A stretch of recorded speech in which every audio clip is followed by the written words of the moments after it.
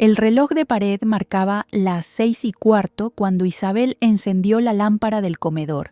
Afuera, la lluvia golpeaba con una constancia melancólica, como si el cielo quisiera acompañarla en su rutina de soledad. 7 años habían pasado desde la muerte de Gabriel, su nieto, y aún cada rincón de aquella casa parecía conservar el aliento del niño. La pequeña silla azul seguía en la esquina, intacta, y el osito de felpa con el que dormía permanecía sobre la repisa, con la costura del cuello desgastada por tantas caricias ausentes. Isabel había aprendido a vivir entre fantasmas. No los temía, al contrario, los buscaba. Cada mañana encendía una vela junto al retrato de Gabriel, un niño de sonrisa dulce y mirada profunda. A veces le hablaba bajito, como si pudiera oírla. «Mi vida, te extraño tanto», murmuraba. Nadie respondía, pero el silencio tenía el peso de una conversación suspendida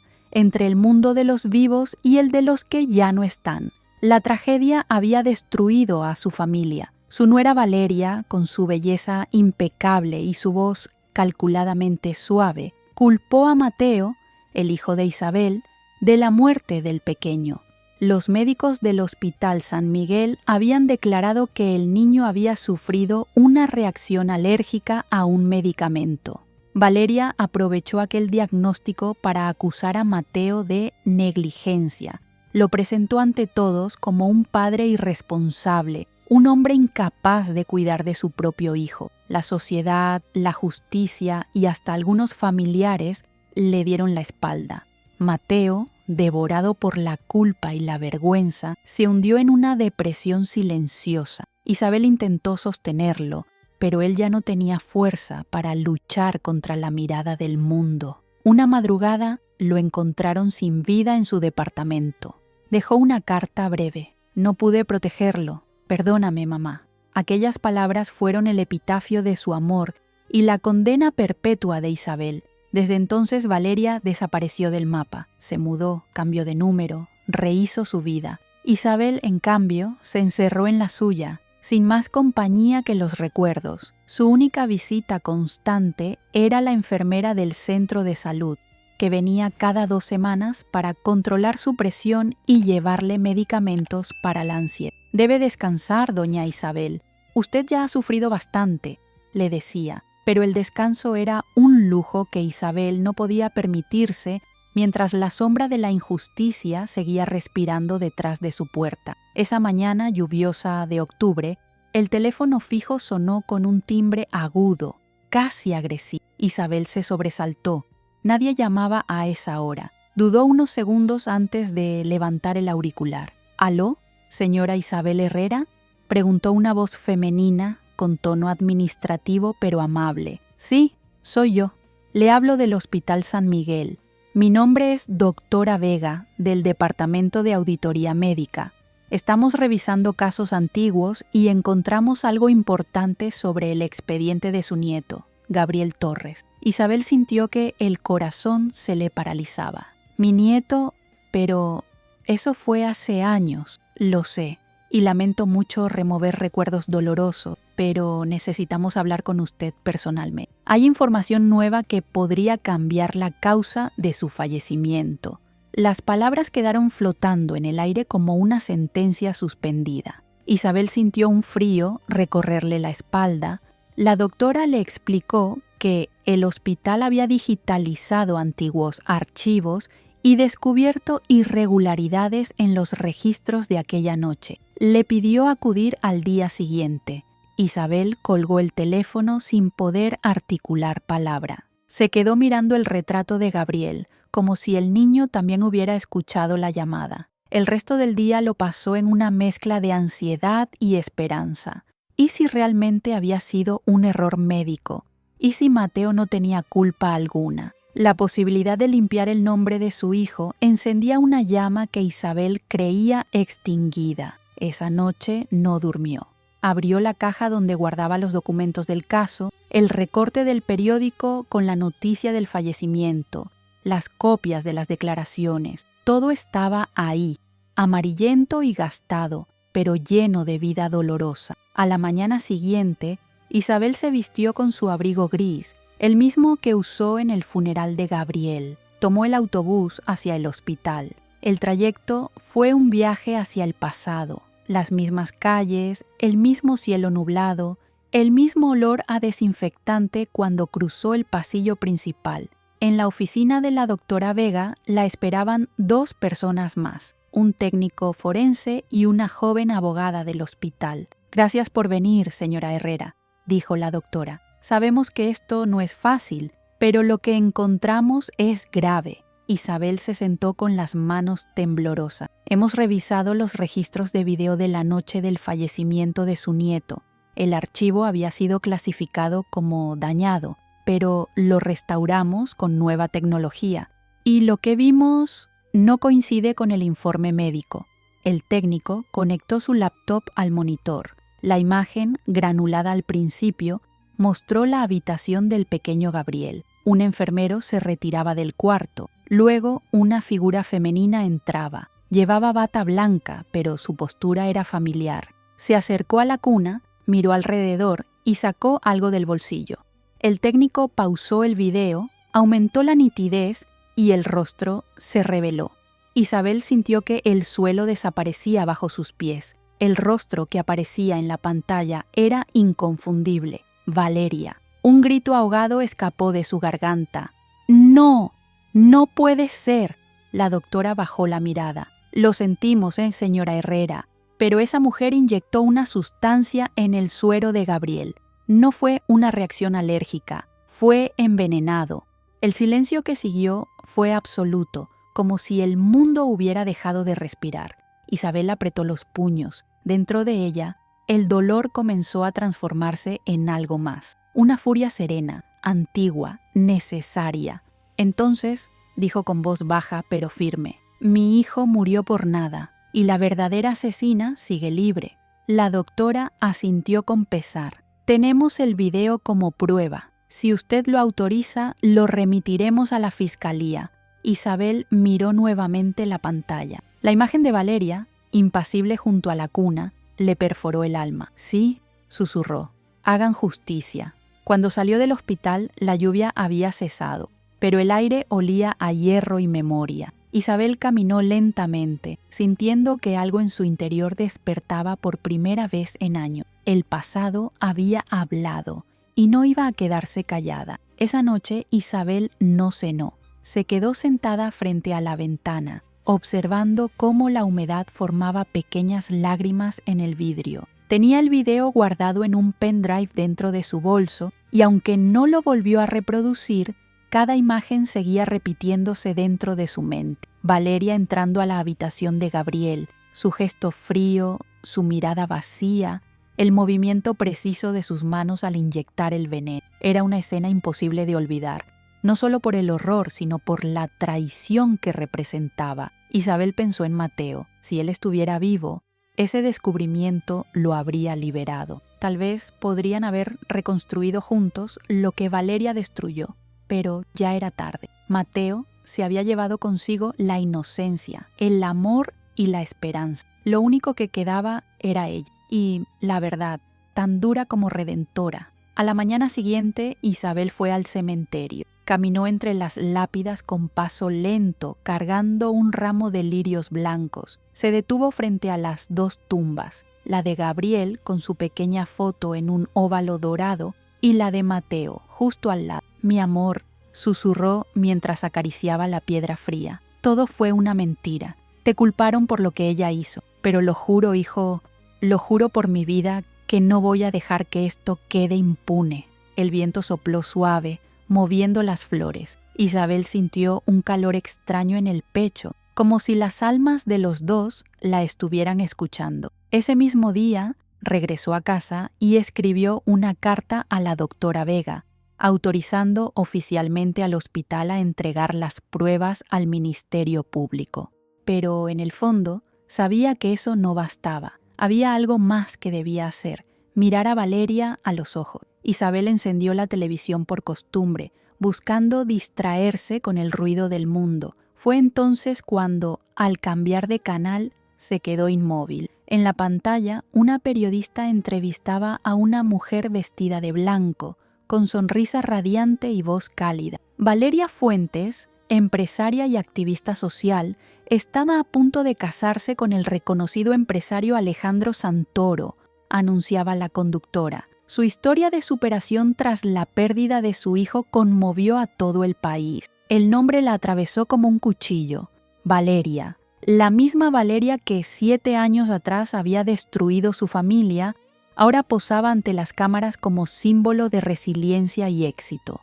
En la nota mostraban su mansión, su fundación benéfica y una entrevista exclusiva donde hablaba de perdonar el pasado y seguir adelante. Isabel sintió náusea. ¡Perdonar!, gritó, lanzando el control remoto contra la mesa. ¡Tú no perdonaste! ¡Tú mataste! El rostro de Valeria en la pantalla parecía tan tranquilo, tan seguro, que la rabia de Isabel se transformó en una determinación feroz. No podía permitir que la asesina de su nieto y la verduga de su hijo siguiera siendo celebrada como un ejemplo de fortaleza. Pasó los días siguientes averiguando todo lo posible sobre ella. Internet se convirtió en su arma. Descubrió que Valeria dirigía una empresa de productos de belleza y que vivía en una mansión en las afueras de la ciudad. También supo que la boda sería un evento multitudinario, con cobertura de medios y asistencia de figuras públicas. Todo era una puesta en escena para consolidar su imagen. Una tarde, Isabel fue hasta el barrio de la mansión.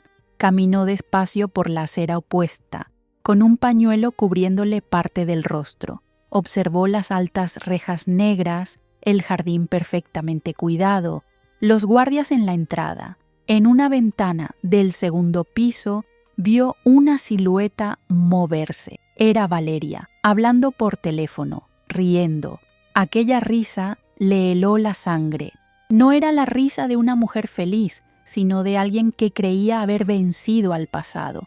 De regreso en casa, Isabel sacó una vieja grabadora que pertenecía a su difunto esposo. La sostuvo entre las manos, pensativa. Si quería justicia, necesitaría pruebas irrefutables. El video del hospital sería suficiente ante la ley, sí, pero Isabel quería algo más. Quería que Valeria se desenmascarara con sus propias palabras, que su máscara perfecta se quebrara. Pasó noches ensayando en su mente cómo enfrentaría a esa mujer. Imaginaba el tono de su voz, las palabras que usaría para provocarla, el momento exacto en que la haría confesar. Tenía miedo, sí, pero más fuerte que el miedo era el amor que sentía por Gabriel y Mateo. El día del encuentro, Isabel eligió cuidadosamente su atuendo, un vestido oscuro, sobrio y un abrigo beige. En el bolso, guardó la grabadora y una copia del video. Tomó un taxi y pidió que la llevaran hasta la dirección de Valeria. Cuando llegó,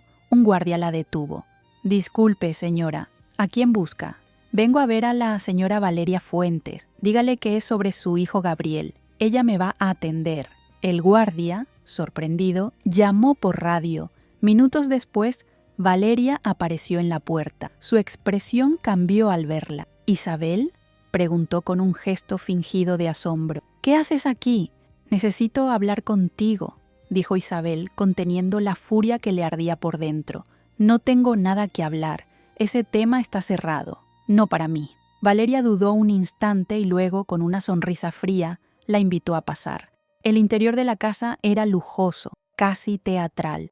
Todo olía a flores caras y perfume. Isabel se sentó frente a ella, observando los retratos perfectamente enmarcados en las paredes. No había ninguna foto de Gabriel. «¿Te ves bien?», dijo Valeria, cruzando las piernas. «Pensé que nunca más volvería a verte». «Ni yo quería verte», respondió Isabel, «hasta que el Hospital San Miguel me llamó». La sonrisa de Valeria se congeló. «¿Qué dices?». «Digo que revisaron los archivos, que hay un video, y que en ese video se ve todo». Por primera vez, el rostro de Valeria perdió su serenidad. «No sabes de qué hablas». «Lo sé perfectamente», replicó Isabel, encendiendo discretamente la grabadora dentro de su bolso. «Sé lo que hiciste». El silencio se hizo espeso. Valeria se levantó, Caminó hasta el ventanal y apoyó la mano en el vidrio. «A veces la naturaleza se equivoca», murmuró, «y alguien tiene que corregir esos errores». Isabel sintió que las palabras le cortaban el aire. Era una confesión disfrazada, una verdad dicha con veneno. Pero bastaba. «Gracias», susurró ella con voz temblorosa. Valeria la miró con desconcierto, sin saber que en ese instante la justicia comenzaba a moverse desde las sombras. Cuando Isabel salió de la mansión de Valeria, el cielo estaba cubierto de un gris espeso, sin una sola fisura de luz. Caminó despacio, con el corazón golpeándole el pecho. Dentro del bolso, la grabadora guardaba el peso de una verdad monstruosa. Aquella frase, «a veces la naturaleza se equivoca», resonaba una y otra vez en su mente, como una campana que no dejaba de sonar. Sabía que esa confesión velada era la llave que necesitaba. No era una simple sospecha ni una intuición de madre dolida. Era la voz misma de la asesina, fría, arrogante, convencida de que su crimen había sido un acto de corrección.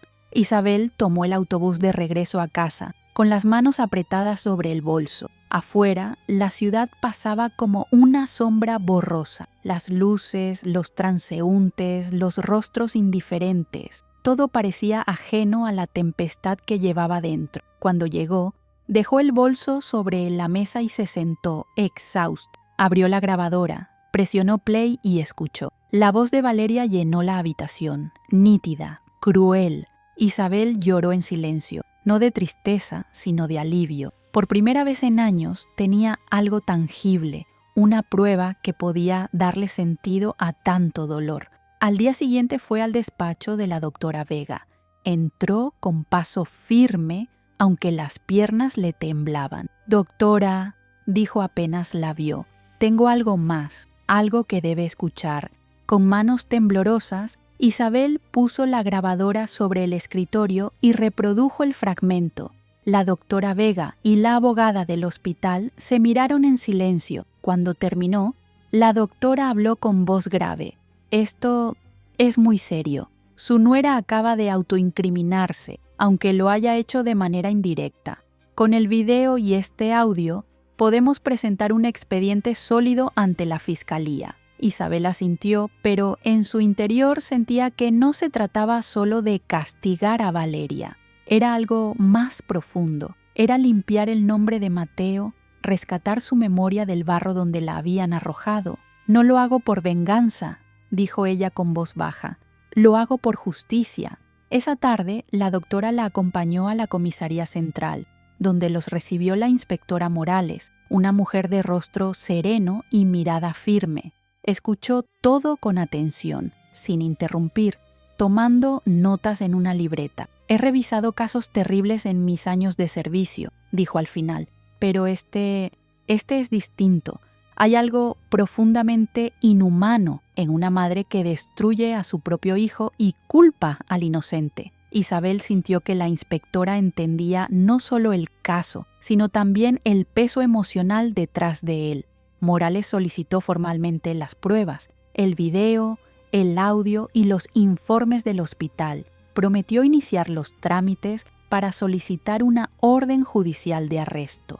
«Necesitaré un par de días», explicó, «pero le prometo, señora Herrera, que esto no quedará impune». Esa noche, Isabel encendió la vela junto al retrato de Gabriel. La llama titilaba débilmente, como si danzara al ritmo de su respiración. «Mi niño», susurró, «la verdad está saliendo a la luz, ya falta poco». Durante los días siguientes, el tiempo pareció estirarse. Isabel no dormía bien, vivía pendiente del teléfono, esperando una llamada de la inspectora. Cada sonido del timbre la sobresaltaba, hasta que, finalmente, el martes por la tarde, el teléfono sonó. «Señora Herrera, soy la inspectora Morales», dijo la voz al otro lado. «Quería informarle que el juez ha emitido una orden de arresto contra Valeria Fuentes por homicidio agravado». Isabel cerró los ojos. Las lágrimas brotaron sin que pudiera contenerla. No eran lágrimas de dolor, sino de liberación. «Gracias», susurró.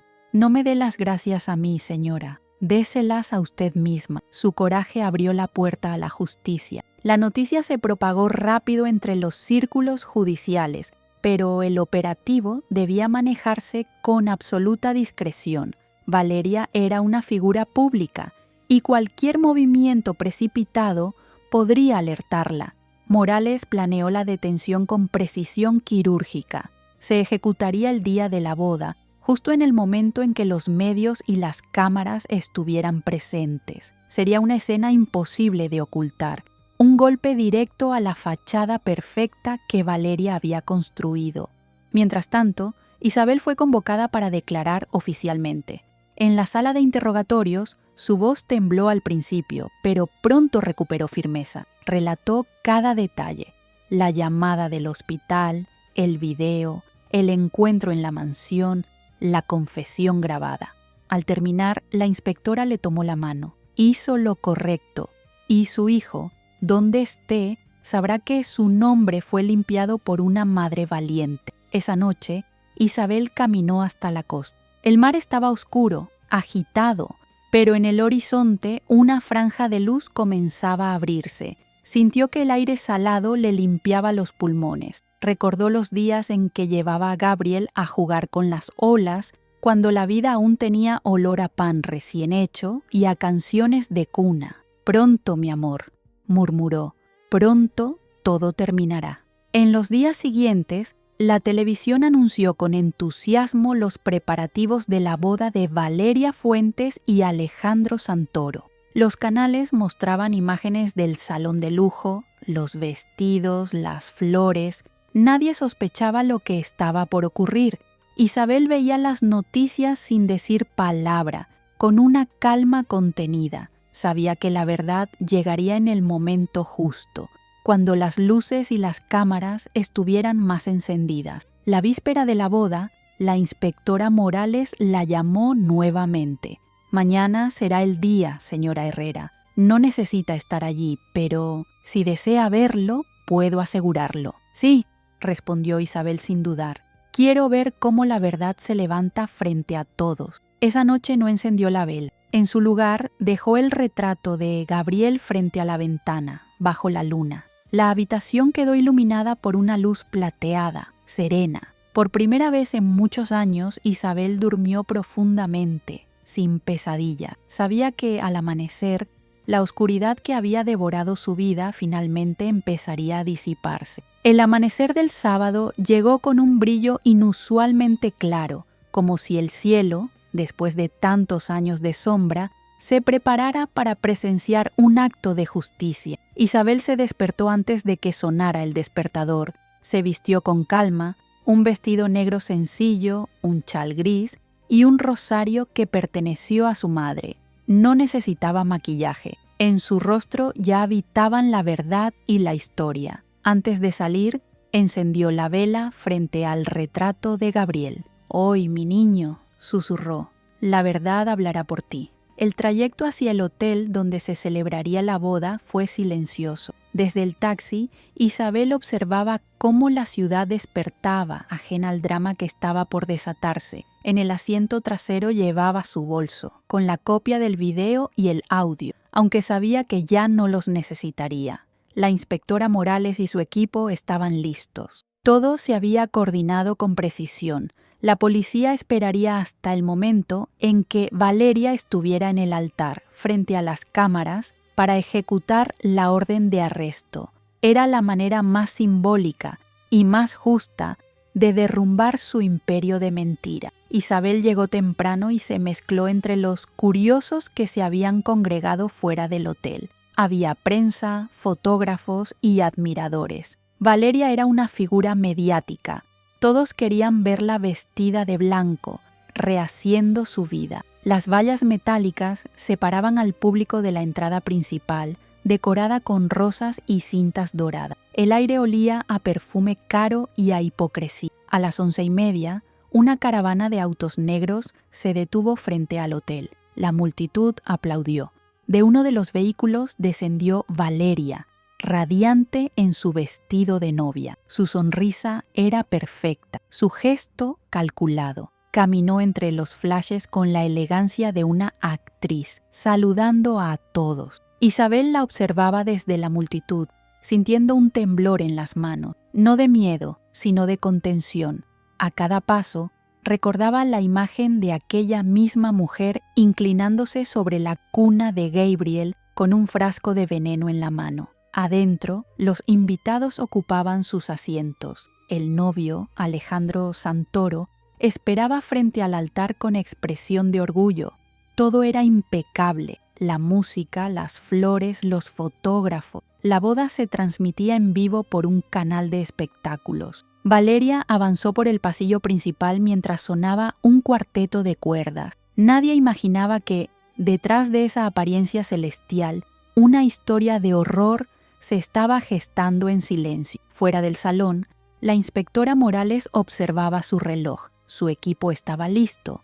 2 oficiales vestidos de civil se ubicaron en las puertas laterales. Otro aguardaba junto a la unidad de prensa para asegurarse de que las cámaras no dejaran de grabar el momento. Todo debía ocurrir con precisión. Cuando Valeria tomara la palabra, Morales daría la señal. Dentro del recinto, el maestro de ceremonias invitó a los novios a intercambiar votos. Valeria sostuvo la mano de Alejandro y sonrió con una dulzura que solo Isabel, desde su lugar entre el público, podía reconocer como fingida. «Prometo amarte, respetarte y cuidar de ti», dijo Valeria. «Prometo dejar atrás el dolor y comenzar una nueva vida contigo». Isabel bajó la mirada, sintiendo un nudo en la garganta. Dejar atrás el dolor. Qué fácil era pronunciar palabras vacías cuando una vida entera se había construido sobre las ruinas de otras. Entonces, el murmullo cambió. Un movimiento inusual en el fondo del salón llamó la atención. La inspectora Morales entró acompañada de 3 oficiales uniformados. Se acercaron con paso firme, atravesando el pasillo central. Los invitados comenzaron a murmurar. Los camarógrafos giraron sus lentes. Valeria los vio y su sonrisa se congeló. ¿Qué significa esto?, preguntó sin soltar la mano de su prometido. La inspectora Morales alzó un documento. «Valeria Fuentes, queda usted arrestada por el homicidio de su hijo Gabriel Torres y por la obstrucción de la justicia en el caso Torres Herrera». El silencio fue absoluto. Durante unos segundos nadie respiró. Luego, el caos estalló. Los fotógrafos dispararon sus flashes, los invitados se levantaron. El novio dio un paso atrás, confundido. Valeria intentó mantener la compostura. «Debe haber un error», dijo con voz temblorosa. «Eso es una locura». «No hay error», respondió Morales acercándose. «Tenemos pruebas irrefutables, un video y una grabación con su confesión». Los oficiales le colocaron las esposas mientras las cámaras transmitían todo en directo. Valeria intentó resistirse, pero su fuerza se desmoronó. La perfección de su maquillaje no pudo ocultar la desesperación que comenzaba a asomar en su rostro. «Esto es una trampa», gritó.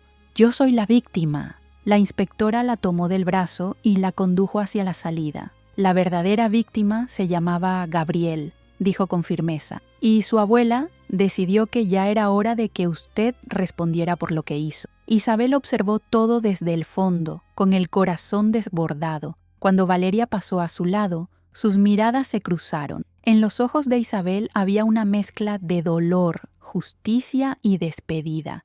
En los de Valeria, solo miedo. «¿Fuiste tú?», susurró Valeria entre dientes, mientras los policías la arrastraban. «No», respondió Isabel con calma. «Fue la verdad». Afuera, los periodistas rodearon a la comitiva policial. Las cámaras captaron el momento exacto en que la mujer que durante años había posado como símbolo de fuerza era introducida en un coche patrulla. Su velo blanco quedó atrapado en la puerta. La imagen recorrió todos los noticieros del país. Arrestan a Valeria Fuentes durante su boda. Isabel salió lentamente del edificio, respirando el aire fresco de la tarde. Los pétalos de las flores que habían lanzado minutos antes cubrían el suelo. Miró hacia el cielo y cerró los ojos. Por fin, la oscuridad empezaba a disiparse. La inspectora Morales se acercó y le puso una mano en el hombro. Lo logramos, señora Herrera. No, respondió Isabel con voz suave, mirando al horizonte. Lo lograron Gabriel y Mateo. Yo solo los acompañé. La noticia del arresto de Valeria Fuentes recorrió el país como una llama encendida en un campo seco. En cuestión de horas, todos los canales de televisión, las redes sociales y los periódicos hablaban del caso. Las imágenes de la novia esposada, con el velo arrastrándose por el suelo, se repetían sin cesar. Los titulares eran implacables. La madre asesina, Valeria Fuentes, detenida por el homicidio de su hijo Gabriel. Las máscaras caían una por una. Isabel veía las noticias en silencio. No había satisfacción en su rostro, solo una calma profunda, una especie de alivio que le permitía respirar sin culpa, por primera vez en 7 años. En el televisor, los periodistas debatían el caso con morbo y sorpresa. Algunos recordaban las campañas solidarias de Valeria, sus entrevistas hablando de perdón y superación. Otros mostraban fragmentos del video recuperado del hospital, donde se veía con claridad el momento en que inyectaba el veneno en el suero. La evidencia era devastadora. La inspectora Morales se mantuvo firme ante los medios. En una conferencia de prensa explicó con precisión los hechos, la investigación del hospital, la recuperación del video, la confesión grabada y la colaboración clave de Isabel Herrera. Gracias al valor de una abuela que no se rindió ante la injusticia, declaró Morales, hoy podemos decir que Gabriel Torres y su padre Mateo han recuperado su dignidad ante la verdad. Las palabras resonaron en el corazón de Isabel. Esa noche apagó el televisor y se quedó mirando el retrato de su familia. ¿Escucharon eso, mis amores?, dijo con una sonrisa quebrada. Al fin, su nombre volvió a ser limpio. Sin embargo, la verdad, aunque libera, también pesa. En los días que siguieron, Isabel comenzó a sentir el cansancio acumulado de tantos años de lucha. Dormía más, comía poco y pasaba largas horas sentada en el jardín, observando cómo las hojas caían lentamente del limonero. Era otoño, y cada hoja que caía parecía llevarse un pedazo de su dolor. Una mañana recibió la visita de la inspectora Morales. «Vengo a informarle que la Fiscalía formalizó los cargos», dijo. «La audiencia preliminar será en 2 semanas. Queríamos invitarla a asistir si lo desea». «Sí», respondió Isabel sin dudar. «Quiero mirar a esa mujer mientras la justicia dice su nombre completo». Durante las siguientes semanas, los medios reconstruyeron el pasado de Valeria. Surgieron testimonios de antiguos empleados, vecinos e incluso familiares lejanos. Todos coincidían en lo mismo. Detrás de su sonrisa impecable había siempre una frialdad meticulosa, una necesidad enfermiza de control y perfección. Algunos recordaron su reacción cuando nació Gabriel con una pequeña fisura en el labio. Dijo que no podía mostrarlo en público hasta que lo operaran, contó una enfermera. Era como si le avergonzara su propio hijo. Cada nuevo detalle era un golpe para Isabel, pero también una confirmación de que su intuición de abuela siempre había sido correcta. Recordaba las veces en que vio a Valeria mirar al bebé con una distancia extraña, sin ternura, sin calor. Mateo, en cambio, lo adoraba con una devoción infinita, y por eso, probablemente, Valeria lo destruyó, porque él representaba el amor que ella era incapaz de sentir. El día del juicio llegó. Isabel se sentó en la primera fila del tribunal con el rosario entre los dedos. Frente a ella, Valeria apareció escoltada por 2 guardias. Ya no había en su rostro la belleza arrogante de antes. Su maquillaje era discreto, sus ojos estaban hundidos. Aún así, mantenía cierta altivez, como si aún creyera que podría revertirlo todo. El fiscal expuso los hechos con claridad.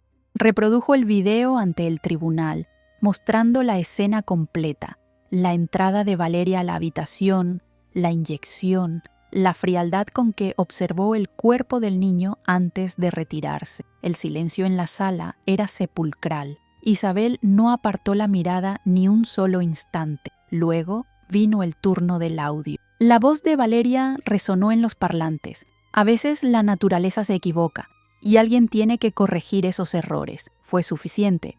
Algunos asistentes contuvieron un gemido, otros bajaron la cabeza. La jueza, una mujer de mirada firme, pidió orden y se dirigió a la acusada. ¿Tiene algo que decir antes de que este tribunal delibere? Valeria levantó la barbilla. Fui una buena madre. Hice lo que debía hacer. Nadie lo entiende, pero ese niño no iba a tener una vida normal. Yo solo evité su sufrimiento. Isabel apretó los puños. El aire se volvió pesado. Esa mujer hablaba con la misma frialdad con la que había destruido a su familia. La jueza guardó silencio unos segundos antes de pronunciar la sentencia. Valeria Fuentes, este tribunal la declara culpable del homicidio agravado de su hijo Gabriel Torres. Se le condena a cadena perpetua sin posibilidad de reducción de pena. Un murmullo recorrió la sala. Isabel cerró los ojos, dejando que las lágrimas cayeran libremente. No eran lágrimas de venganza, sino de descanso. La justicia, por fin, había hablado. Al salir del tribunal, la prensa la rodeó. «Señora Herrera, ¿qué siente ahora que todo terminó?», preguntó una reportera. Isabel los miró con serenidad. «Siento que Gabriel y Mateo pueden descansar. La justicia no me devuelve lo que perdí, pero devuelve la verdad. Y la verdad también es una forma de amor». Esa noche, el cielo estaba despejado. Por primera vez en años, Isabel abrió las ventanas y dejó que el aire fresco llenara la casa. En la repisa, el retrato de Gabriel parecía más luminoso. «Ya está, mi niño», susurró. «Ya está». Pero mientras el silencio llenaba la habitación, Isabel comprendió que el final de una batalla no siempre significa el final del dolor. Ahora debía aprender a vivir sin el peso del odio, con el vacío que deja la justicia cuando se cumple. Y en ese vacío, tal vez, comenzaba una nueva historia. Después del juicio, la vida de Isabel se detuvo en un silencio extraño. Era un silencio distinto al de antes, no tan doloroso, pero igualmente profundo. La justicia había llegado, sí, pero con ella también una sensación de vacío que no sabía cómo llenar. Durante 7 años, su existencia se había sostenido en un propósito: descubrir la verdad, limpiar el nombre de Mateo, honrar la memoria de Gabriel. Ahora que todo eso se había cumplido, se encontraba frente a una pregunta abismal. ¿Y ahora qué? Cada mañana seguía encendiendo la vela junto al retrato de su nieto, pero notaba que la llama ya no ardía con el mismo temblor. Era una luz serena, como si el pequeño Gabriel finalmente hubiera encontrado paz. Isabel pasaba las horas recorriendo la casa con pasos lentos, tocando los objetos que habían formado parte de su historia. La taza de su hijo, el suéter de lana que aún conservaba su olor, los dibujos del niño que guardaba en una caja azul. Todo estaba impregnado de memoria. Sin embargo, por primera vez no había culpa en esos recuerdos. Había melancolía, sí, pero también una especie de gratitud silenciosa. Una tarde, la doctora Vega la llamó para agradecerle. Su coraje nos recordó por qué hacemos nuestro trabajo, le dijo con voz emocionada. Gracias a usted, también revisamos otros casos antiguos. Descubrimos más errores, más injusticia. Usted inició algo grande. Isabel sonrió con humildad. «No era mi intención cambiar el mundo», respondió. «Solo quería que el mío dejara de estar roto». Pero esas palabras quedaron flotando en su mente. Tal vez, pensó, era tiempo de cambiar el rumbo de su vida, de dar al dolor un nuevo sentido. Días después, comenzó a ordenar la casa con un propósito distinto. Empacó los retratos grandes, los documentos, las ropas guardadas por años. Cada objeto que colocaba en una caja era un pequeño acto de despedida. Al final, se detuvo frente al cuarto de Gabriel. Aún estaba decorado con los tonos suaves que él amaba, celeste, blanco y beige. En la pared colgaba el móvil de estrellas que giraba lentamente cada vez que entraba una corriente de aire. Isabel se acercó, lo tocó y cerró los ojos. «Hasta pronto, mi cielo», susurró. «No te dejo atrás, te llevo conmigo». Vendió la casa semanas después. no por necesidad, sino porque comprendió que ya no pertenecía a ese espacio lleno de sombras. Encontró un pequeño departamento cerca del centro, luminoso y tranquilo, con balcones que daban al parque. Cuando lo visitó por primera vez, un grupo de niños jugaba entre los árboles. Las risas la envolvieron como un perfume que hacía años no respiraba. Supo, sin dudarlo, que ese sería su nuevo hogar. El día de la mudanza, solo llevó consigo 3 cajas, una con fotografías, otra con libros y una tercera con los juguetes de Gabriel. Al cerrar la puerta de la vieja casa, sintió una mezcla de tristeza y alivio. Miró una última vez el jardín, el limonero, el portón oxidado. Allí quedaban los ecos de su vida pasada, pero también la semilla de su renacimiento. En su nuevo departamento, el primer gesto fue colocar el retrato de Gabriel sobre una repisa cerca de la ventana. La luz del atardecer bañaba su rostro en el marco, y por un instante Isabel creyó ver un destello en sus ojos, como si el niño le sonriera desde algún lugar de paz. Los primeros días fueron de adaptación. Isabel se levantaba temprano, preparaba café y caminaba por el parque.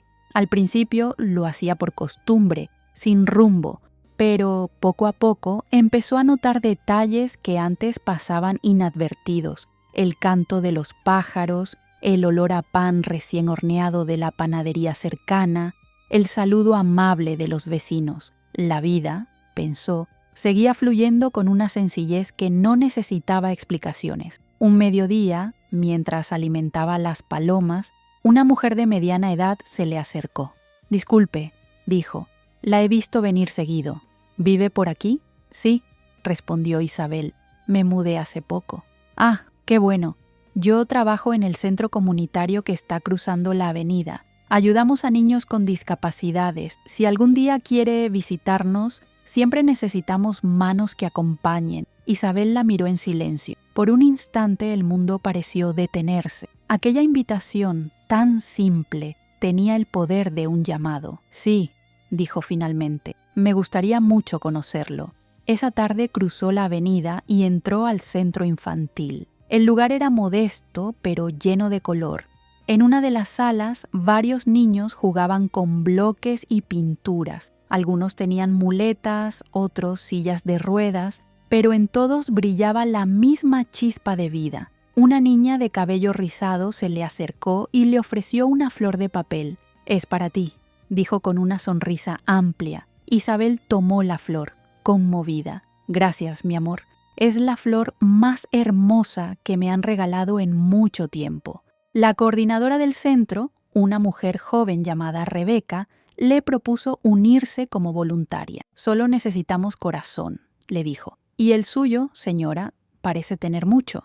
Así comenzó una nueva rutina. Cada mañana, Isabel llegaba al centro, ayudaba a servir el desayuno, leía cuentos y enseñaba canciones. A veces se sorprendía riendo, algo que no hacía desde hacía años. Los niños la rodeaban, la llamaban Abuela Isa. En sus rostros encontraba ecos de Gabriel, no como una herida abierta, sino como una presencia luminosa. Una tarde, mientras los niños pintaban un mural, Rebeca se acercó. «Sabe, los niños la adoran. Dicen que cuando está aquí el lugar se siente más cálido». Isabel sonrió. «Tal vez porque yo también los necesito a ellos», respondió. «Me recuerdan que el amor sigue vivo, incluso cuando todo parece perdido». Aquella noche, de regreso en su departamento, encendió una vela, no de luto, sino de gratitud. La colocó junto al retrato de Gabriel y se quedó mirando la llama. Ya no temblaba, ardía firme, constante. «Mira, mi niño», murmuró, «estamos volviendo a vivir». Por primera vez en mucho tiempo, Isabel sintió que el hogar no era un lugar físico, sino un espacio que se construye con amor, memoria y esperanza. Los meses siguientes trajeron un cambio suave, casi imperceptible, pero profundo. Isabel comenzó a sentir que el aire era distinto.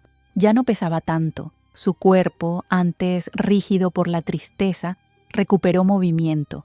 Caminaba erguida, sonreía con naturalidad y A veces hasta se sorprendía tarareando canciones viejas mientras cocinaba. La vida, pensó, tiene una manera misteriosa de regresar cuando uno deja espacio para ella. En el centro infantil se había convertido en una presencia constante. Cada mañana, los niños corrían hacia ella al verla cruzar la puerta. «¡Llegó la abuela Isa!», gritaban, y ese coro era la melodía más dulce que podía escuchar. Ayudaba a preparar las meriendas, a ordenar los juguetes y, sobre todo, a escuchar. Tenía un don para hacerlo. Los niños le contaban sus sueños, sus miedos, sus pequeñas victorias. Isabel los miraba con ternura y siempre encontraba las palabras justas para consolarlo. No era solo su voz, era la forma en que sus ojos transmitían calma, como si cada uno de ellos fuera visto, realmente visto, sin juicio ni prisa. Rebeca, la coordinadora, la observaba con admiración. «¿Sabe, Isabel?», le dijo una tarde mientras guardaban materiales, «usted tiene algo que pocos tienen. Hace que todo parezca posible». Isabel sonrió con humildad. «No soy yo, hija, son ellos. Me enseñan todos los días que la fragilidad no es debilidad». A veces, mientras veía a los niños jugar, su mente volvía a Gabriel, no con dolor, sino con una ternura profunda. Lo imaginaba corriendo entre ellos, compartiendo risas, construyendo torres de bloques. Cada carcajada infantil era como un eco suyo. Había comprendido que no se trataba de reemplazarlo, sino de extender su amor a otros que también necesitaban calor. Una mañana de sábado, el centro organizó un pequeño festival para las familias. Hubo música, comida y juegos. Isabel horneó empanadas de queso, las favoritas de Mateo, y las llevó en una canasta de mimbre. Cuando las colocó en la mesa, el aroma llenó el salón. Los niños la rodearon, impacientes. «¡Qué rico, abuela Isa!», decían. «Pero hay que esperar a que se enfríen un poquito», respondió riendo. «No quiero que nadie se queme la lengua». El evento fue un éxito. Isabel bailó, rió y sintió algo que creía perdido, alegría sin culpa. En un momento, una de las madres del centro se le acercó. «Gracias por todo lo que hace», le dijo con los ojos brillantes. «Desde que usted llegó, mis hijos vuelven a casa más contentos. Dicen que aquí se siente como un hogar». Isabel se quedó en silencio, conmovida. Ese era, quizá, el mayor cumplido que podía recibir, ser parte de un hogar, aunque no fuera el suyo. Cuando regresó a casa esa noche, encendió la radio. Sonaba un viejo bolero que solía escuchar con su esposo. Se sirvió una copa de vino y se sentó junto a la ventana abierta. El aire fresco traía olor a jazmín y a pan horneado. Por un instante, sintió la presencia de sus seres amados, no como fantasmas, sino como una brisa suave que la abrazaba desde otro plano. «Están conmigo», susurró. «No se fueron nunca». En los días que siguieron, comenzó a escribir, no por obligación, sino por impulso. Tomó un cuaderno de tapas duras, uno que había guardado por años, y empezó a llenar sus páginas con palabras que salían del alma. No escribía una historia de muerte, sino de renacimiento. «A veces la justicia llega tarde», anotó, «pero cuando llega, no lo hace para castigar, sino para sanar». Las palabras fluyeron como si hubieran estado esperando dentro de ella todo ese tiempo. Escribió sobre Gabriel, sobre Mateo, sobre Valeria, no con odio, sino con comprensión del horror que había causado. Escribió sobre la doctora Vega, la inspectora Morales, y todos los rostros que, de una u otra manera, habían sido parte de su viaje. Rebeca leyó algunos fragmentos y le propuso compartirlos. «Podría ser un testimonio para otras personas que también han sufrido injusticias», le dijo. «Su historia puede ayudar a muchos». Isabel dudó. No buscaba fama ni atención, pero comprendió que escribir era una forma de dar voz a los que ya no podían hablar. «Si eso puede servir», respondió, «entonces que así sea». Un periodista local, al enterarse, la visitó en el centro infantil. Grabó una entrevista sencilla, sin artificio. Isabel habló con serenidad, relatando su historia no desde el odio, sino desde la esperanza. La justicia no me devolvió a mi familia, dijo ante la cámara, pero me devolvió la fe. A veces creemos que la verdad destruye, pero lo que hace es limpiar el camino para que el amor vuelva a crecer. El reportaje se difundió y conmovió a muchos. En poco tiempo, personas de distintas partes del país comenzaron a escribirle cartas. Algunas eran de madres que habían perdido hijos, otras de abuelas que buscaban justicia. Todas hablaban del poder de no rendirse. Isabel respondía a cada una con palabras simples pero sinceras. Nunca es tarde para que la verdad salga a la luz. Y cuando lo haga, no la temas, abrázala. En las semanas siguientes, su cuaderno se convirtió en un libro artesanal que compartía en el centro. Los niños decoraban las páginas con dibujos de soles, mariposas y corazones. Lo titularon juntos Luz para Gabriel. Una tarde, al terminar de leer un fragmento, Rebeca le preguntó: «¿Qué es lo que más ha aprendido de todo esto, Isabel?». Ella sonrió, mirando a los niños que jugaban bajo la luz del atardecer. «Que el amor no muere», respondió, «solo cambia de forma». Esa noche, al volver a casa, Isabel escribió su última línea del día. No hay oscuridad que pueda apagar una memoria sostenida por el amor.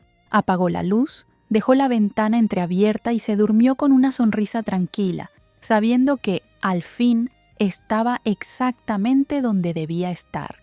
La publicación de Luz para Gabriel se extendió mucho más allá de lo que Isabel imaginó. Lo que empezó como un cuaderno íntimo entre ella y los niños del centro infantil se transformó, casi sin proponérselo, en un símbolo de resiliencia y verdad. Una pequeña editorial local leyó el reportaje y decidió imprimirlo en una edición sencilla, con las ilustraciones originales hechas por los niños. Isabel aceptó solo con una condición: que todas las ganancias fueran donadas al centro infantil. «No quiero dinero», dijo con firmeza. «Quiero que esta historia siga dando vida». La presentación del libro se realizó una tarde de domingo, en el mismo salón donde los niños solían jugar.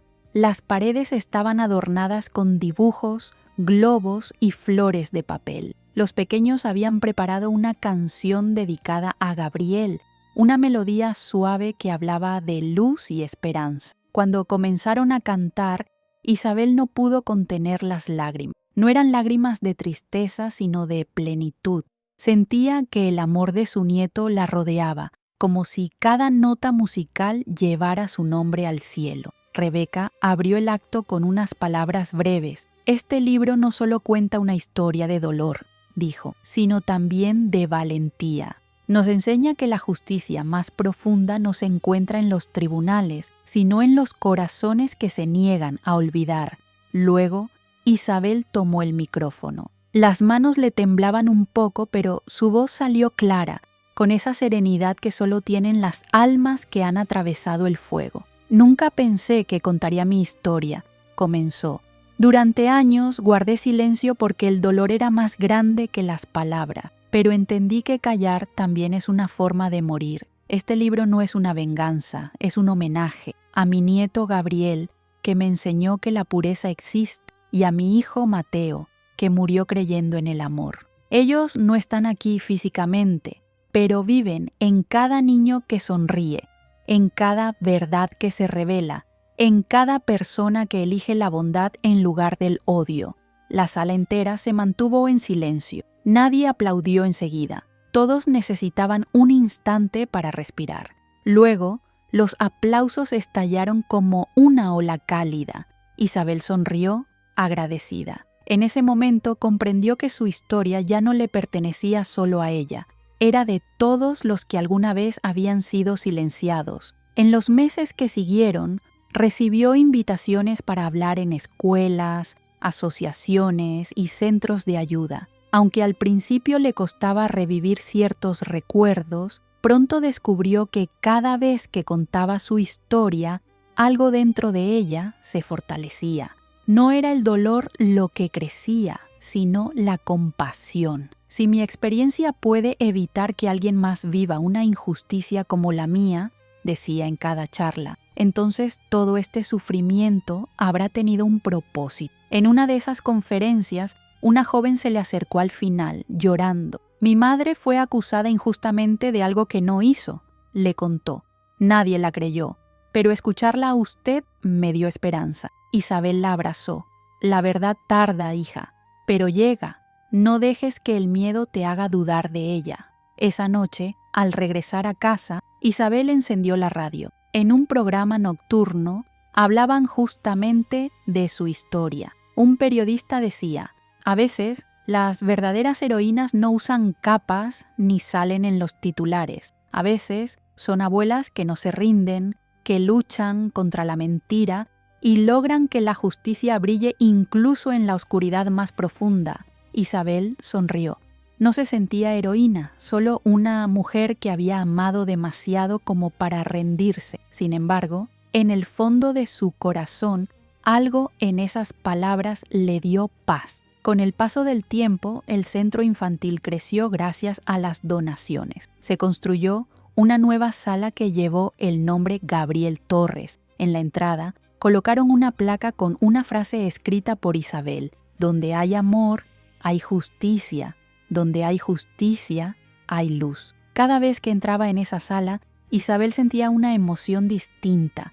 Veía a los niños pintar, reír, aprender y comprendía que el círculo de dolor finalmente se había transformado en un círculo de vida. Un día, mientras ayudaba a ordenar los libros de la pequeña biblioteca del centro, encontró uno que no recordaba haber visto antes. Era una vieja Biblia infantil con dibujos descoloridos. Al abrirla, un papel cayó al suelo. Lo recogió y, para su sorpresa, reconoció la letra de Mateo. Era una hoja arrancada de un cuaderno antiguo, con una frase escrita en tinta azul. La verdad puede doler, mamá, pero mentirnos a nosotros mismos duele mucho más. Si algún día logras ver la verdad, abrázala, aunque queme. Isabel se llevó la mano al pecho. Las lágrimas brotaron sin aviso. Era como si su hijo le hablara desde otro tiempo, confirmándole que había hecho lo correcto. Guardó la nota dentro de su bolso, junto al rosario, como un nuevo talismán de fe. Esa noche, al llegar a casa, escribió en su diario: «Hoy encontré una carta de Mateo. No sé cómo llegó hasta mí, pero siento que era su manera de decirme que está orgulloso. Ya no sueño con justicia, porque la justicia vive conmigo. Ya no busco redención, porque la verdad ya nos ha liberado». Apagó la luz y se recostó. En la penumbra, el retrato de Gabriel parecía brillar con una luz suave. Isabel pensó que, tal vez, la eternidad se parecía a eso, a la paz después de la tormenta, a un silencio lleno de amor. Mientras se dormía, recordó las palabras de Rebeca: «Usted hace que todo parezca posible». Y sí, pensó Isabel antes de cerrar los ojos, todo es posible cuando el amor sobrevive a la muerte. Había pasado casi un año desde el arresto de Valeria cuando Isabel recibió una carta inesperada. El sobre era simple, sin remitente visible, pero el sello del centro penitenciario en la esquina superior le heló la sangre. Dudó unos segundos antes de abrirlo. Dentro había una hoja escrita a mano, con una letra elegante que reconoció de inmediato. Era de Valeria. «Isabel, sé que no tengo derecho a pedir nada, ni siquiera ser escuchada, pero los días aquí son largos y el silencio me obliga a enfrentarme conmigo misma. He pensado en Gabriel, en Mateo, en usted. A veces creo escuchar sus voces cuando intento dormir. No busco perdón, solo quiero que sepa que entiendo, por fin, lo que hice. La perfección que yo perseguía era solo miedo disfrazado. No supe amar. Y eso fue mi condena antes de que me juzgaran. Si alguna vez puede, rece por mí. Valeria». Isabel sostuvo la carta durante mucho tiempo. La leyó una y otra vez, tratando de descifrar si aquellas palabras eran sinceras o solo un intento de alivianar su conciencia. Sin embargo, algo en el tono de esa carta, en su vulnerabilidad contenida, le pareció real. No la perdonó de inmediato. porque el perdón verdadero no llega con las palabras, sino con el tiempo. Pero algo dentro de ella se aflojó.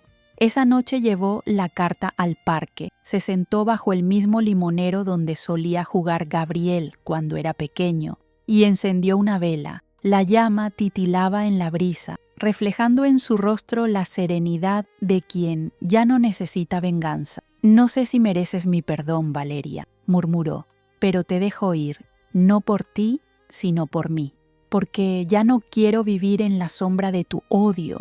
Dejó que el viento se llevara esas palabras y, con ellas, parte del peso que aún cargaba. Los días continuaron con su ritmo apacible. Isabel seguía trabajando en el centro infantil, pero algo había cambiado en su mirada. Había encontrado un equilibrio nuevo, una comprensión profunda del alma humana. Empezó a dar pequeñas charlas sobre el perdón, no como una obligación moral, sino como una elección que libera. Perdonar no es justificar, decía ante los asistentes. Es decidir que el pasado ya no nos pertenece, que la culpa no tendrá poder sobre nuestro presente. Rebeca la escuchaba siempre con admiración. ¿Y usted ya se perdonó a sí misma, Isabel?, le preguntó un día. La mujer guardó silencio antes de responder. Estoy aprendiendo. Me culpé mucho tiempo por no haber visto lo que pasaba, por no haber salvado a Mateo ni a Gabriel, pero entendí que el amor no siempre puede detener el mal. A veces solo puede sobrevivirlo. Con el paso de los meses, Isabel y la inspectora Morales mantuvieron contacto. La policía la visitó un día para entregarle una copia enmarcada de la resolución judicial, con una nota manuscrita, por su coraje, su fe y su ejemplo, en nombre de todos los que creen en la verdad. Isabel colgó el cuadro en el pasillo del centro infantil, junto a la placa de Gabriel. Era su manera de recordar que la justicia también puede tener un rostro humano. En una tarde lluviosa de mayo, mientras los niños jugaban adentro para no mojarse, Isabel se sentó junto a la ventana y los observó. Uno de ellos, Tomás, se acercó con una hoja en la mano. «Abuela Isa, dibujé algo para ti». El dibujo mostraba a una mujer de cabello canoso sosteniendo la mano de un niño bajo un cielo lleno de estrellas. «¿Quiénes somos?», preguntó Isabel sonriendo. «Tú y tu nieto, el que está en el cielo», respondió él con naturalidad. «Mira, las estrellas son sus risas». Isabel sintió que el corazón se le derretía. Acarició el cabello del pequeño y lo abrazó con ternura. «Gracias, mi amor. No sabes cuánto necesitaba este regalo». Esa noche colocó el dibujo junto al retrato de Gabriel. Ya no lloraba al mirarlo. Ahora le sonreía. En su corazón algo había cambiado definitivamente.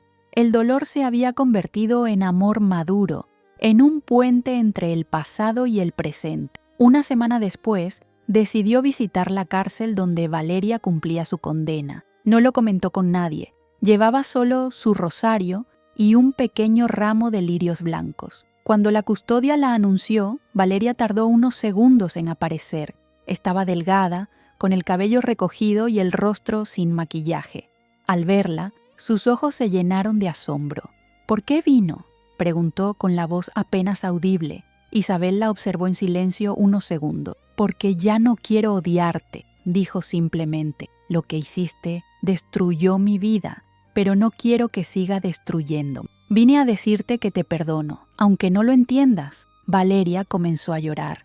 Lloró en silencio, sin buscar consuelo. Isabel no la tocó, pero en ese instante algo invisible entre ellas se rompió y, al mismo tiempo, se sanó. Era como si el aire en la sala hubiera cambiado de densidad. «Gracias», susurró Valeria. «No lo merezco, pero gracias». «No lo haces por merecer», respondió Isabel. «Lo hago porque ya he sufrido bastante y porque Gabriel merece que su nombre no esté atado al odio».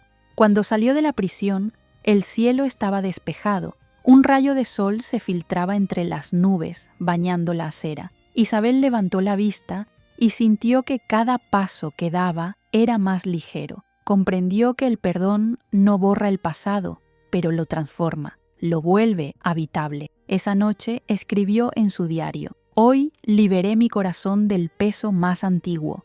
No sé si Valeria cambiará, pero eso ya no me pertenece. El perdón no es un regalo al otro. Es una puerta que abrimos para poder seguir caminando. Y al cerrar el cuaderno, se sintió por primera vez completamente en paz. Con el paso de los años, Isabel se convirtió en una figura querida y respetada dentro de la comunidad. En el barrio, todos la conocían como la abuela del centro. Su historia, antes marcada por la tragedia, se transformó en un faro para otros que también habían sufrido pérdida. Lo que había comenzado como una lucha personal se había vuelto, sin que ella lo buscara, una cadena de esperanza colectiva.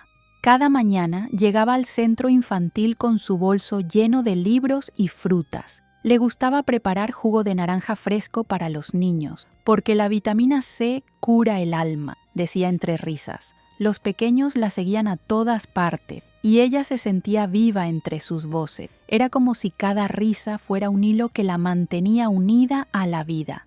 Una tarde de verano, Rebeca la llamó a su oficina. «Isabel», dijo sonriendo, «tenemos una noticia. El municipio quiere renombrar oficialmente el centro infantil». «¿Ah, sí? ¿Y cómo quieren llamarlo?», preguntó ella, curiosa. Rebeca respiró hondo antes de responder. «Centro Infantil Gabriel y Mateo Herrera». Por un momento Isabel no pudo hablar. Las lágrimas le nublaron la vista. «No, no era necesario», susurró conmovida. «Lo es», replicó Rebeca. «Su historia nos cambió a todos. Gracias a usted, muchas familias encontraron fuerza para denunciar injusticia, para no rendirse. Este lugar existe porque usted creyó en la luz cuando nadie más lo hacía. El día de la inauguración, el centro se llenó de gente, autoridades, vecinos, antiguos alumnos, periodistas y por supuesto los niños. En la entrada principal colgaba una placa dorada con los nombres Gabriel y Mateo y debajo una frase elegida por Isabel: «Que la verdad guíe siempre nuestros pasos y el amor nos devuelva a casa». Durante el acto, Isabel habló ante todos. Su voz, aunque envejecida, conservaba la fuerza de quien ha mirado al abismo y ha regresado con sabiduría. «Durante mucho tiempo pensé que la justicia era castigar a quien hace el mal», dijo. «Hoy sé que la verdadera justicia es cuando una vida destruida se transforma en esperanza para otros. Este lugar no es mío, es de cada niño que encuentra aquí una razón para creer». Los aplausos fueron tan largos que tuvo que bajar la cabeza para contener la emoción. Entre la multitud, una joven se acercó con un bebé en brazo. «Mi madre vino aquí cuando estaba embarazada», le contó. «Usted la ayudó sin siquiera saberlo. Este niño se llama Gabriel, en honor a su nieto». Isabel acarició la cabeza del pequeño con ternura. «Entonces él llevará su luz», susurró. «Cuídenla bien». Aquel día, al regresar a casa, Isabel sintió una paz profunda. Ya no quedaba rincón de su vida dominado por el dolor. Todo lo que antes fue pérdida ahora tenía sentido. En la repisa del living estaban el retrato de Gabriel, la nota de Mateo y el dibujo que le había hecho Tomás. Ella y su nieto bajo un cielo de estrellas. Encendió una vela nueva, no por costumbre, sino como celebración de todo lo que había florecido de la oscuridad. Las semanas siguientes estuvieron llenas de pequeños milagros cotidianos. Uno de los niños del centro, que no hablaba desde hacía meses, empezó a pronunciar sus primeras palabras justo durante una de sus lecturas. Otro, que temía caminar por su discapacidad, dio sus primeros pasos tomándole la mano. Isabel entendió entonces que el amor puede ser terapéutico, que cura sin prometer milagros, simplemente estando presente. Una tarde, mientras caminaba por el parque, un grupo de adolescentes la reconoció. «Es usted la del libro, la abuela de Gabriel», le dijeron con admiración. «En la escuela leímos su historia. Nos enseñaron que la verdad siempre sale a la luz». Isabel rió. «Entonces hágame un favor», dijo. «Nunca apaguen la luz de la verdad, aunque otros les digan que es más cómodo vivir en la oscuridad». Los jóvenes asintieron, emocionados. Para ellos, Isabel era más que una sobreviviente, era una maestra de vida. Con el tiempo, su salud comenzó a debilitarse. Nada grave al principio, solo el cansancio natural de los años. Rebeca insistía en que descansara más, pero Isabel se negaba. Mientras pueda caminar y hablar, seguiré viniendo, decía.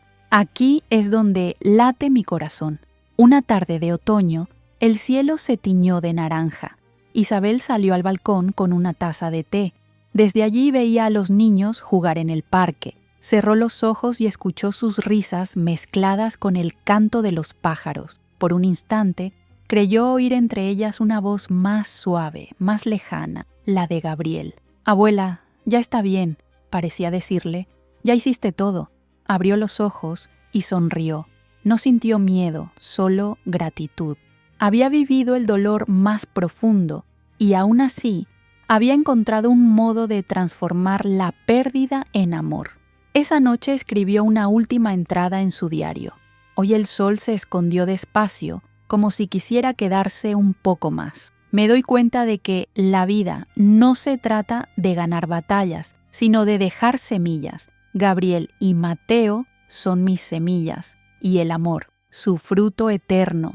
Cerró el cuaderno con cuidado, lo colocó junto al retrato de su nieto y apagó la luz. El resplandor de la vela seguía encendido, danzando en silencio, como si el fuego mismo supiera que su misión estaba casi cumplida. El invierno llegó silencioso, cubriendo la ciudad con una neblina tenue. En las mañanas el aliento se hacía visible en el aire y las ventanas se empañaban con el vapor del café recién hecho. Isabel despertaba temprano, como siempre, aunque sus pasos se habían vuelto más lentos. El tiempo ya no era enemigo, sino un acompañante paciente que le susurraba al oído.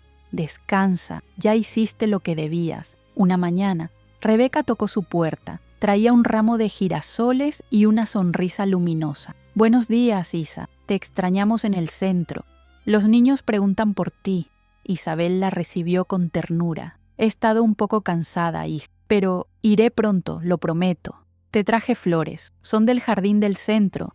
Dijimos que eran para ti, porque tú los sembraste». Isabel las olió, cerrando los ojos. El aroma del sol y la tierra la envolvió. «Gracias, querida.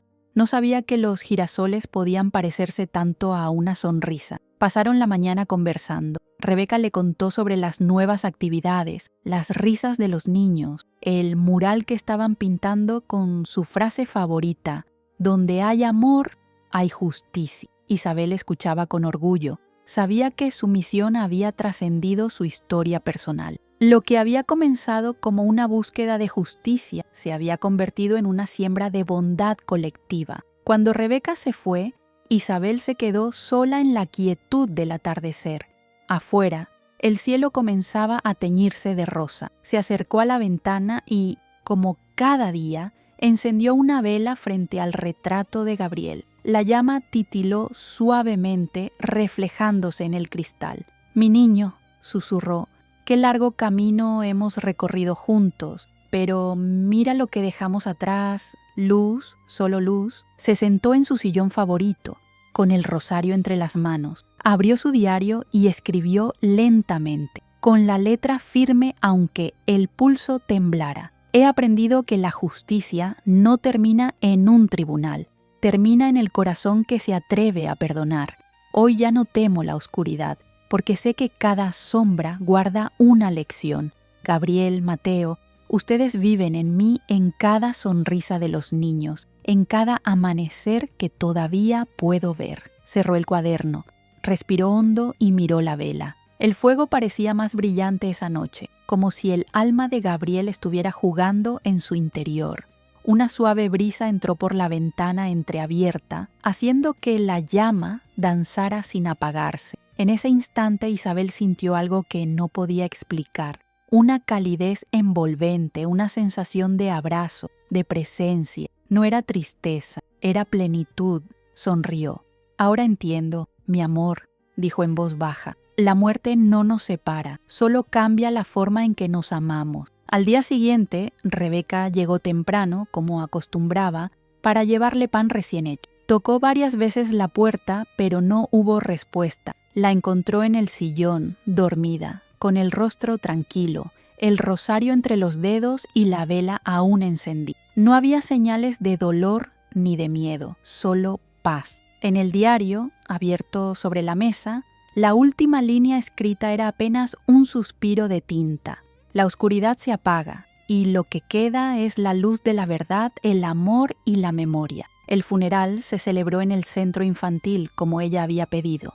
No quería iglesias ni discursos solemnes, quería risas, flores y canciones. Los niños llevaron globos blancos que soltaron al cielo mientras cantaban la melodía que alguna vez compusieron para Gabriel. El aire se llenó de voces y colores, y por un momento todos sintieron que algo sagrado los envolvía. Rebeca habló con voz entrecortada. Isabel no se fue, está en cada rincón de este lugar, en cada historia que se cuenta, en cada sonrisa que devuelve esperanza. Ella nos enseñó que la justicia puede ser amor y que el amor, cuando es verdadero, nunca muere. La inspectora Morales también asistió. Se acercó a la placa del Centro Infantil Gabriel y Mateo Herrera y colocó sobre ella una pequeña insignia policial.